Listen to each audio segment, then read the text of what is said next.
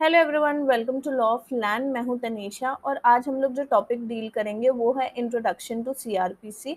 और ये जो टॉपिक है which is very important topic. तो आप पूछोगे कि मैम ये तो इंट्रोडक्शन है सीआरपीसी का, तो ये इम्पॉर्टेंट क्यों है? ये इम्पॉर्टेंट इसलिए है क्योंकि आज हम लोग जो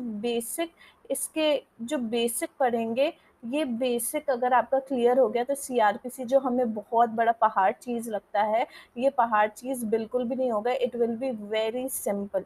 तो ये क्लास बहुत इम्पॉर्टेंट है क्योंकि अगर हम लोग इंट्रोडक्शन अच्छे से समझ लिए तो फिर आगे सीआरपीसी हमें पढ़ने में दिक्कत नहीं होगा। तो सबसे पहले मैं ये बताना चाहूँगी कि सीआरपीसी वी ऑल नो कि सीआरपीसी का फुल फॉर्म क्या होता है, क्रिमिनल प्रोसीड्योर कोड। तो क्रिमिनल प्रोसीड्योर कोड होता है। तो अब सीआरपीसी थोड़ा सा जस्ट देख लेते हैं, आईपीसी और सीआरपीसी में डिफरेंस क्या होता है। तो एक होता है, दो तरह के लॉ होते हैं, सब्सटैंटिव लॉ होते हैं और प्रोसीडियर लॉ होते हैं। सब्सटैंटिव लॉ कौन से होते हैं?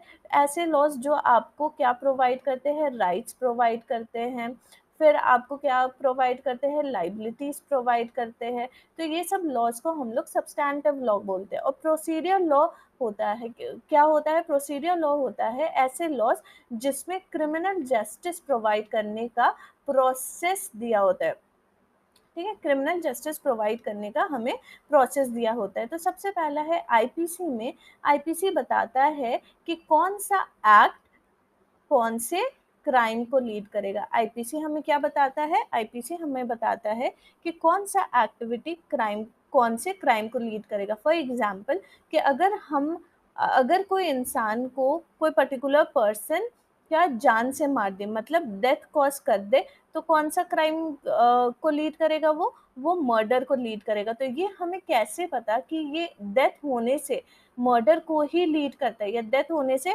मर्डर या कल्पेबल होमिसाइड होगा? तो डेथ, किसी का इंसान को हम लोग जान से मारेंगे तो वो मर्डर को ही होगा, क्योंकि ये आईपीसी वो पर्टिकुलर एक्टिविटी को उस क्राइम के अंदर मेंशन किया होता है। मतलब मर्डर की डेफिनेशन में डेथ इम्पॉर्टेंट है। तो आईपीसी हमें क्या बताता है? आईपीसी हमें कौन सा एक्टिविटी कौन से क्राइम को लीड करेगा और उस एक्टिविटी का क्या पनिशमेंट होगा वो हमें बताता है। ठीक है, उस क्राइम का हमारा क्या पनिशमेंट होगा वो बताता है, और यहीं तक हमारा आईपीसी खत्म हो जाता है। फॉर एग्जाम्पल कि एक पर्सन एक दूसरे पर्सन का डेथ कॉज किया, तब उसके रिलेटिव चाहेंगे कि उनको जस्टिस मिले। तो यहाँ पे जैसे ही मर्डर हो गया, वैसे ही क्या हो गया, वैसे ही आईपीसी खत्म हो गया। अब सीआरपीसी का रोल आता है। सीआरपीसी क्या बताता है? सीआरपीसी बताता है प्रोसेस। प्रोसेस कैसे उस फैमिली को जस्टिस मिल सकता है, कैसे उस फैमिली को जस्टिस मिल सकता है। अब ये प्रोसेस कहाँ से शुरू होता है? जैसे ही आप एफआईआर पुलिस के पास जाते हो या एफआईआर लॉन्च करवाते हो, वहीं पे सीआरपीसी स्टार्ट हो जाता है। तो आईपीसी खत्म हो जाता है जैसा ही क्राइम कमिट हो जाएगा, और सीआरपीसी जैसे ही आप कंप्लेन फाइल करोगे, सीआरपीसी शुरू हो जाएगा। और उसका प्रोसेस क्या होगा कि आप पुलिस के पास जाओगे, पुलिस इन्वेस्टिगेशन करेगा, फिर कोर्ट में प्रोसेस होगा और कोर्ट में ट्रायल्स होंगे और बाकी सब चीज़ होंगे। तो वो पर्टिकुलर प्रोसेस बताते हैं। तो this is the basic difference between IPC और सीआरपीसी। आई होप आपको क्लियर होगा। जहाँ पे आईपीसी क्राइम और पनिशमेंट के बारे में बताता है, कौन सा क्राइम कौन सा एक्टिविटी कौन से क्राइम को लीड करेगा, वेरएज़ सीआरपीसी आपको बताता है कि अब क्राइम तो हो गया तो आपको जस्टिस कैसे मिल सकता है।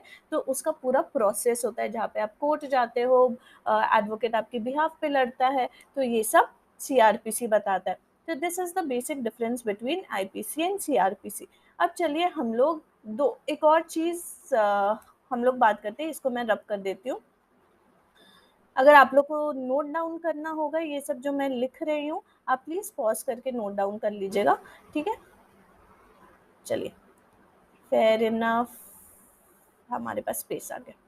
हाँ, अब सीआरपीसी इम्पॉर्टेंट चीज़ ये है कि सीआरपीसी बस प्रोसेस के बारे में ही नहीं बताता। सीआरपीसी का 2 रोल होता है। सीआरपीसी का रोल एक होता है प्रिवेंटिव रोल, प्री चलो थोड़ा ही लिख देती हूँ, प्रिवेंटिव रोल होता है। एंड सीआरपीसी का दूसरा रोल क्या होता है? प्रोसीड्यूरल रोल होता है।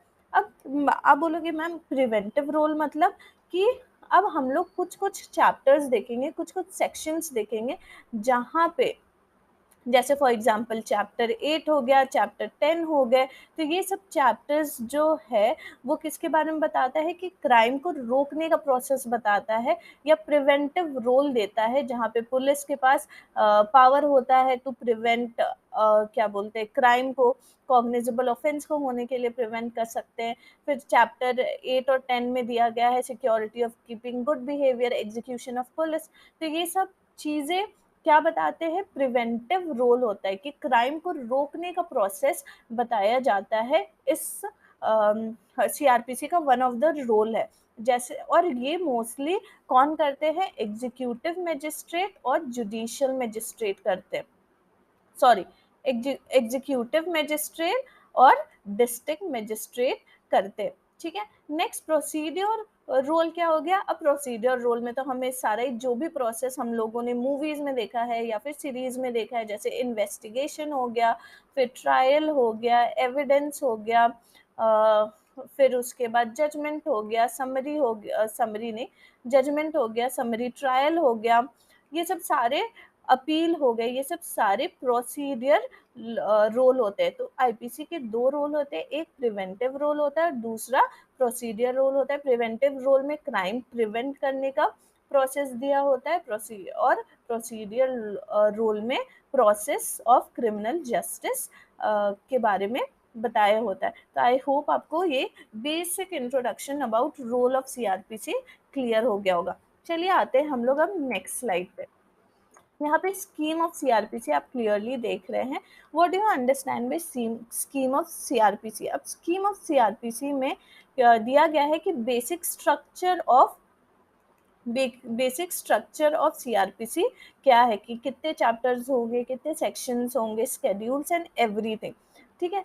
तो chapters of CrPC total 37 chapters है सीआरपीसी में, और उन 37 चैप्टर्स में टोटल 484 सेक्शंस है। ये बहुत क्लियर हो गया। इसमें कुछ भी रॉकेट साइंस नहीं है, बस आपको ये लर्न करना है। बहुत सारे कॉम्पिटेटिव एग्जाम में ये दोनों नंबर काफ़ी इंपॉर्टेंट होते हैं कि सीआरपीसी में कितने चैप्टर्स है, कितने सेक्शंस है। तो इसलिए कॉम्पिटेटिव एग्जाम के बेसिस पे या एमसीक्यू के बेसिस पे ये दो चीज़ इन्फॉर्मेशन इंपॉर्टेंट है, जो आप नोट डाउन कर लीजिएगा। लोगों ने पिछले ये में देखा कि टोटल नंबर ऑफ चैप्टर्स कितने हैं, 37 है।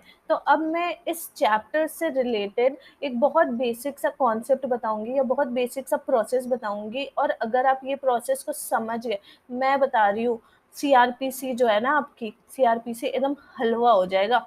आपको जो भी हलवा पसंद है, सूजी, गाजर, जिसके भी हलवे पसंद है वो हो जाएंगे, और इट्स वेरी इजी। और आपको आगे सीआरपीसी पढ़ने में बिल्कुल दिक्कत नहीं होगा, क्योंकि आप ये पर्टिकुलर प्रोसेस जान जाओगे।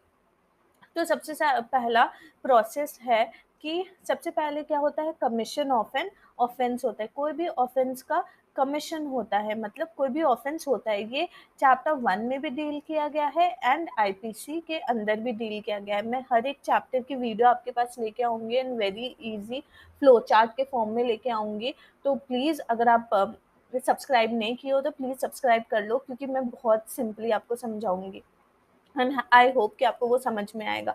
तो सबसे पहला first chapter, commission of an offence. Commission of an offence मतलब या तो आईपीसी या अदर लॉ के अंदर कमीशन होता है। ये बताया गया है चैप्टर 1 के अंदर कि आईपीसी के अंदर होगा या फिर अदर लॉ के अंदर हो सकता है, जैसे जेजे हो गया, जुवेनाइल जस्टिस हो गया, डोमेस्टिक वायलेंस हो गया, या फिर डाउरी प्रोहिबिशन एक्ट हो गया, सेक्सुअल हरासमेंट एक्ट हो गया। ये सब के अंदर भी ऑफेंसेस हो सकते हैं। तो सबसे पहला कोई भी ऑफेंस होता है, जैसे फॉर एग्जांपल कि मर्डर हो गया, ठीक है। सबसे पहला कोई भी ऑफेंस होता है जो चैप्टर 1 में दिया गया है। नेक्स्ट हो गया कि अब वो ऑफेंस होता है तो यहाँ पे एफआईआर लॉन्च किया जाता है। तो ये एफआईआर किसके सामने लॉन्च किया जाता है, पुलिस के सामने लॉन्च किया जाता है, या फिर कंप्लेंट होता है मजिस्ट्रेट के सामने। अगर पुलिस के सामने आपके पास 2 ऑप्शन होता है, सबसे पहला होता है या फिर पहला दूसरा नहीं है, आप या तो पुलिस के सामने जाके कंप्लेन इस ऑफेंस का कंप्लेन कर सकते हो या फर्स्ट इन्फॉर्मेशन रिपोर्ट लॉन्च कर सकते हो या फिर मजिस्ट्रेट के सामने आप जाके कंप्लेंट फाइल कर सकते हैं। और ये अगेन दिया गया है चैप्टर 12 एंड चैप्टर 15 में। अब जैसे ही फर्स्ट इन्फॉर्मेशन या कुछ जैसे ही कंप्लेंट फाइल हो जाता है, वैसे ही पुलिस उस केस पे इन्वेस्टिगेशन शुरू कर देती है। जैसे आपका आपके रिलेटिव का मर्डर हो गया या आपके कोई नोन वन का मर्डर हो गया, आप गए वहाँ पे एफआईआर लॉन्च किए मर्डर का, तो एफआईआर में कितने टाइम पे हुआ, कब हुआ, किसका हुआ, नेम, डेट, एड्रेस, सारे पर्टिकुलर इन्फॉर्मेशन है। अगर आपको किसी पे शक है तो वो भी लिखा जाता है, कौन अक्यूज है, अक्यूज का नाम, डेट, एवरीथिंग लिखा जाता है। तो जैसे ही आप एफआईआर करते हैं मर्डर का, क्या देते हो, इन्फॉर्मेशन देते हो, वैसे ही पुलिस जो है वो इन्वेस्टिगेशन अपना शुरू कर देती है। अब इन्वेस्टिगेशन में वो कहाँ पे भी वो इन्वेस्टिगेशन में विटनेसेस को बुलाती है, पूछताछ करती है, ठीक है। और ये दिया गया है चैप्टर 12 में। अब यहाँ पे ये ऑप्शनल होता है।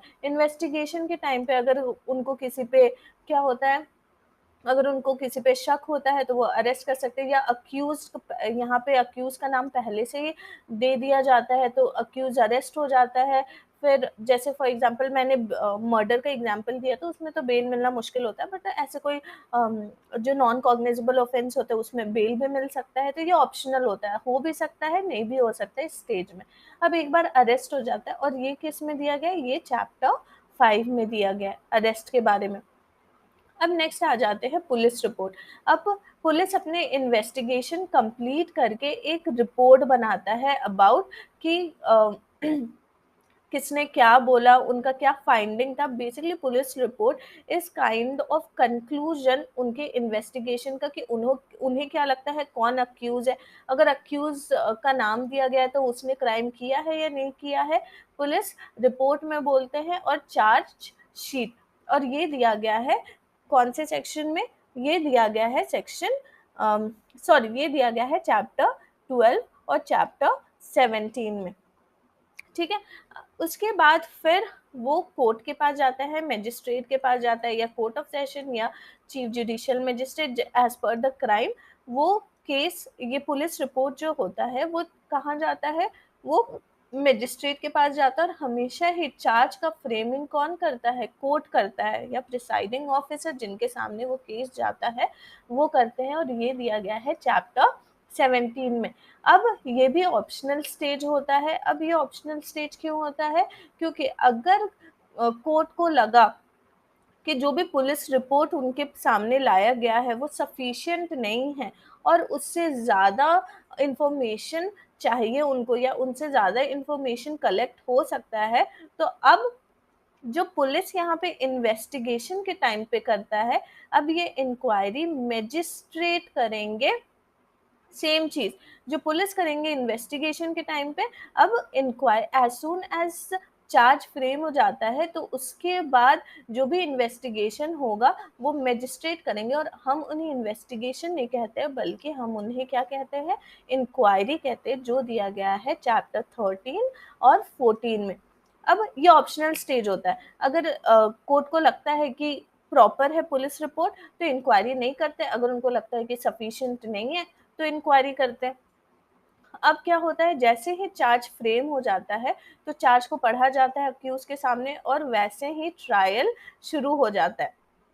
अब trial, different types of trial है, और डिफरेंट टाइप्स ऑफ ट्रायल को डिफरेंट चैप्टर्स में दिए गए हैं। तो चैप्टर बेसिकली चैप्टर 18 से लेके 26 तक ट्रायल दिया गया है, जिसमें समरी ट्रायल दिया गया है, सम्मन ट्रायल दिया गया है, वारंट ट्रायल दिया गया है, warrant trial before, warrant trial by police report, warrant trial before court of session, ये सब दिए गए हैं इन सारे चैप्टर्स के अंदर। अब नेक्स्ट हो गया जजमेंट। अब ट्रायल खत्म हो जाता है और ट्रायल के स्टेज में एविडेंस भी आता है, तो एविडेंस का भी चैप्टर दिए दिए गए। अब जैसे ही ट्रायल खत्म हो गया, दोनों पार्टी को सुन लिया गया, अब उसके बाद अब जजमेंट का प्रोनाउंसमेंट का टाइम आता है। जजमेंट का प्रोनाउंसमेंट कौन करता है? जो भी प्रिसाइडिंग ऑफिसर या जिनके सामने केस लड़ा जा रहा है, और ये दिया जाता है सेक्शन 27 और 28 में दिया गया है।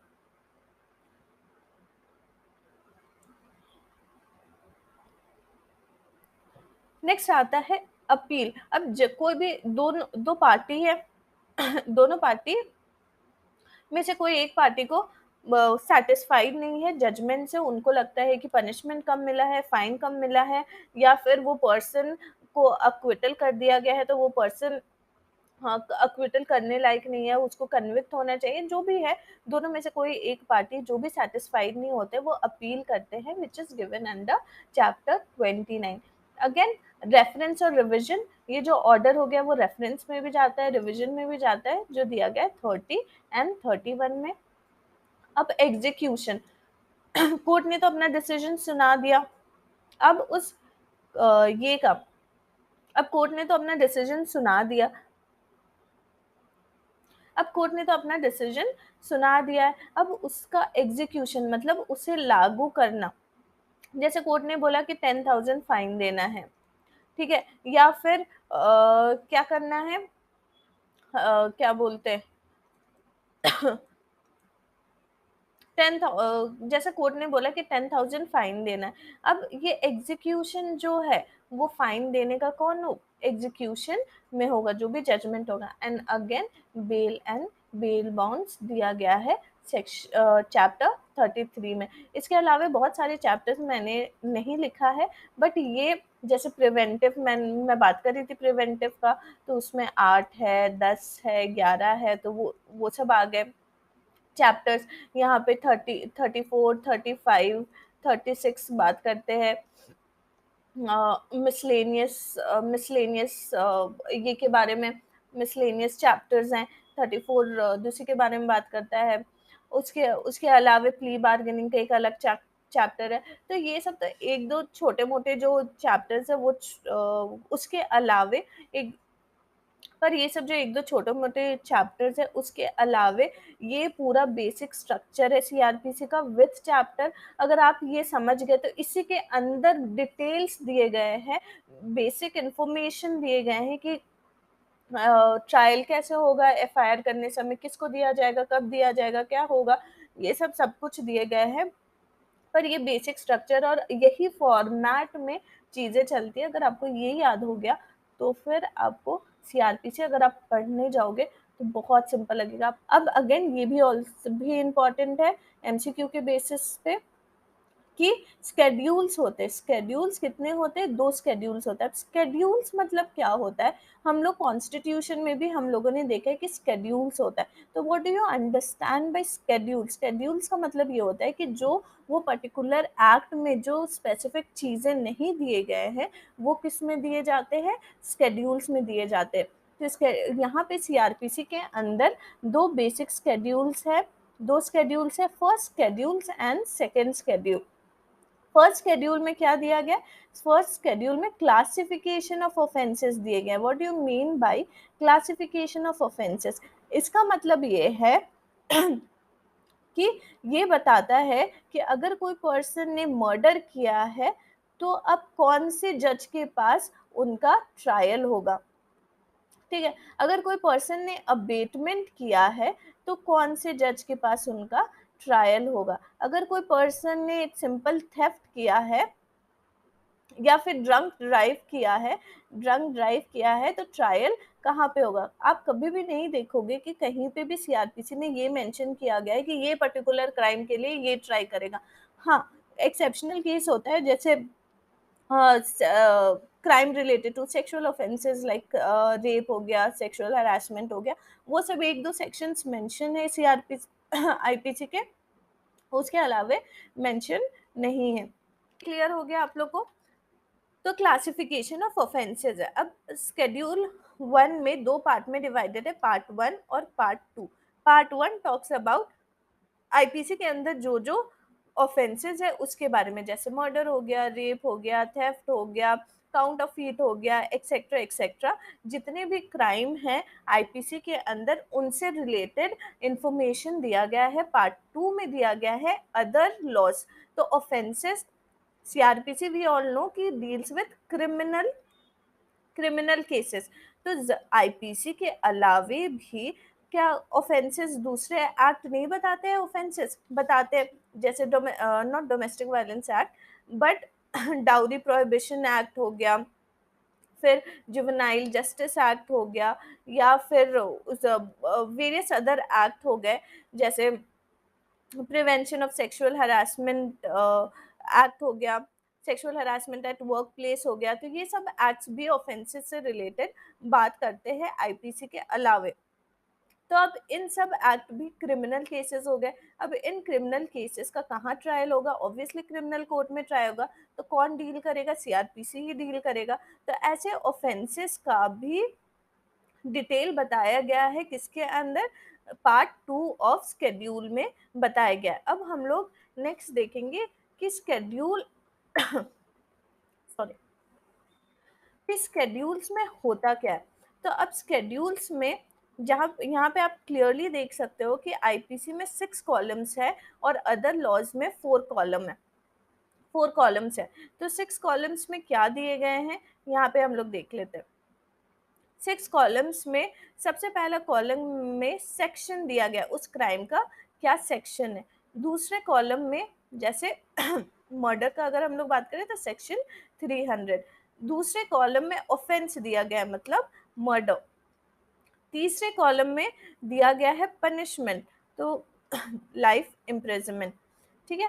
अब फोर्थ कॉलम यहाँ पे मैं नीचे लिख देती हूँ। फोर्थ कॉलम में दिया गया है कि कॉग्निजेबल ऑफेंस होगा या नॉन कॉग्निजेबल होगा। तो आप बताइए मर्डर कॉग्निजेबल होगा या नॉन कॉग्निजेबल होगा? कमेंट सेक्शन में बताइएगा। ठीक है। ओ क्या बोलते हैं, नॉन कॉग्निजेबल विथ वारंट, तो ये कॉग्निजेबल होगा। तो फोर्थ फिफ्थ में बताता है, फिफ्थ में बोला जाता है कि ये बेलेबल होगा या नॉन बेलेबल होगा। तो नॉन बेलेबल होगा। अब ये ट्राइबल कहाँ होगा? तो कोर्ट ऑफ सेशन में होगा। ठीक है। तो स्केड्यूल में क्या दिया होता है? स्केड्यूल में दिया होता है कि सबसे पहला 6 कॉलम में 6 कॉलम्स होते हैं, 6 कॉलम्स होते हैं। 6 कॉलम्स में क्या दिए गए होते हैं? सेक्शन दिया होता है, ऑफेंस दिया होता है, उसके पनिशमेंट कॉग्निजेबल, बेलेबल या ट्रायबल होता है। तो ये 6 कॉलम्स में सारे क्राइम्स रिलेटेड टू आईपीसी बताए गए हैं। सेकेंड स्केड्यूल में क्या दिया हुआ है? सेकेंड स्केड्यूल में फॉर्म्स दिए गए। फॉर्म्स मतलब क्या हो गया? जैसे हमें पता है कि कोर्ट सम्मन भेजता है, तो सम्मन भेजने का एक पर्टिकुलर फॉर्मेट होगा, एक पर्टिकुलर फॉर्म होगा। तो जैसे सम्मन भेजने का पर्टिकुलर फॉर्मेट दिया गया है। सिमिलरली आप एप्लीकेशन दे रहे हो एज एन आप सिमिलरली बेल बॉन्ड का क्या फॉर्म होगा वो दिया गया है। उसके अलावा प्रोक्लेमेशन का क्या फॉर्म होगा। तो बेसिकली एक सारा फॉर्मेट में, जो भी फॉर्मेट में आप कैसे अप्लाई करोगे वो पर्टिकुलर फॉर्मेट दिया गया है सेकेंड स्केड्यूल में। ठीक है। अब नेक्स्ट आ गया इन्फोर्समेंट और इनैक्टमेंट। वी ऑल नो कि इन्फोर्समेंट और इनैक्टमेंट में डिफरेंस क्या होता है। इन्फोर्समेंट का मतलब होता है कि जिस दिन वो पर्टिकुलर एक्ट या लॉ लागू हुआ, और इनैक्टमेंट का मतलब क्या होता है? जिस दिन वो पर्टिकुलर लॉ बन के तैयार हो गया और वो पर्टिकुलर लॉ को प्रेसिडेंट का सिग्नेचर मिल गया, मतलब ये बिल कन्वर्ट हो गया एक्ट में, उसको हम लोग इनैक्टमेंट बोलते हैं। वेर एज इन्फोर्समेंट क्या होता है? इन्फोर्समेंट होता है कि जिस दिन ये पर्टिकुलर लॉ लागू हो गया। तो अब सीआरपीसी का इन्फोर्समेंट,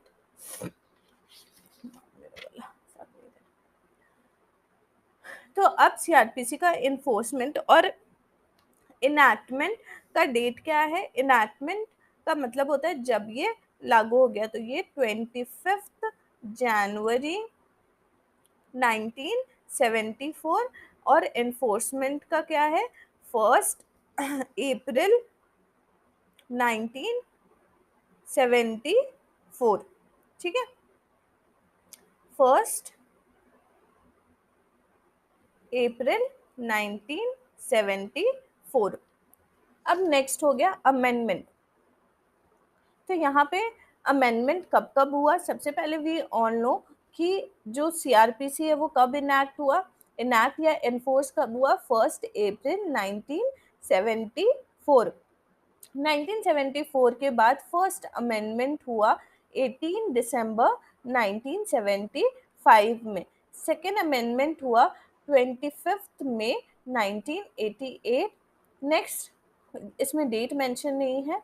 नेक्स्ट थर्ड अमेंडमेंट हुआ 1993 में, फोर्थ अमेंडमेंट हुआ 24/9/2001 में, एंड फाइनली लास्ट अमेंडमेंट जो अभी तक हुआ है वो हुआ है 23 जून 2006 में।